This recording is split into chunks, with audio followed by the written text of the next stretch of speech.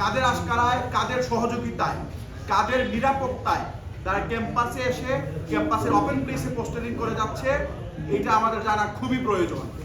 শুধুমাত্র জানলে হবে না, এদেরকে আইনের আওতায় নিয়ে এসে দৃষ্টান্তমূলক শাস্তির ব্যবস্থা করতে হবে। প্রথমত, এই সন্ত্রাসী সংগঠন আমাদের পুরো দেশব্যাপী গত জুলাইয়ে কমপক্ষে 2000 মানুষকে হত্যা করেছে, কমপক্ষে 50,000 মানুষকে তারা ইনজুর করেছে।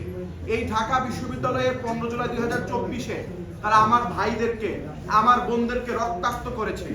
শুধুমাত্র রক্তাক্ত করে নাই, পুরো ক্যাম্পাস জুড়ে তারা যে সকল সন্ত্রাসী তাণ্ডব চালিয়েছে, এটা ভয়ানক রকম। আমরা দেখেছি গত পুরো 2 বছর জুড়ে তারা ক্যাম্পাসে বিভিন্ন সময় বিভিন্ন কাজ করে যাচ্ছে। আমরা দেখেছি তারা তার চারুকলায় মূর্তি পুড়িয়েছে, তারা এখন নামে বেনামে ইফতার পার্টি করতেছে।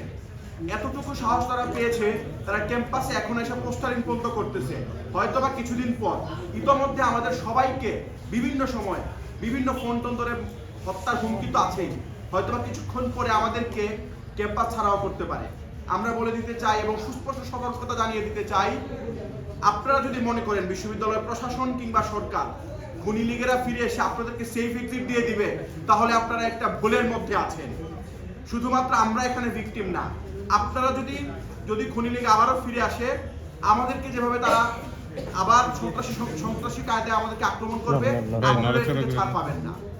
আবার আমরা দেখি খুনি লীগকে আমরা স্পষ্ট করে বলতে চাই, যদি আমাদের চোখের সামনে আবার তোদেরকে আমরা পাই, তাহলে হয়তোবা আমরা আইনের আওতায় অবশ্যই তুলে দিয়ে আসবো, কিন্তু এর আগে আমরা অবশ্যই তোদেরকে ঠিকঠাক মতো কুত্তার মতো পিটাবো। শুধুমাত্র কুত্তার মতো পিটিয়ে আমাদের হবে না, আমরা পোলাপান নিয়ে এসে হয়তোবা এখন আপনারা মব বলতে পারেন, কিন্তু তারা 24-এ যা করেছে আমাদের উপর, এর কিছুটা হলে আমরা প্রতিশোধ সেদিন নিব। এই জন্য আমরা সুস্পষ্ট বার্তা দিতে চাই, আগামী দিনে নেক্সট টাইমে কোনোভাবেই কখনোই এই ধরনের কোনো কর্মকাণ্ড এই ক্যাম্পাসে, যেখানে আমাদের বোনের রক্ত জড়িয়ে আছে, আমাদের ভাইদের রক্ত জড়িয়ে আছে, এই ক্যাম্পাসে কোনোভাবেই প্রবেশের দুঃসাহস পর্যন্ত তারা করবি না।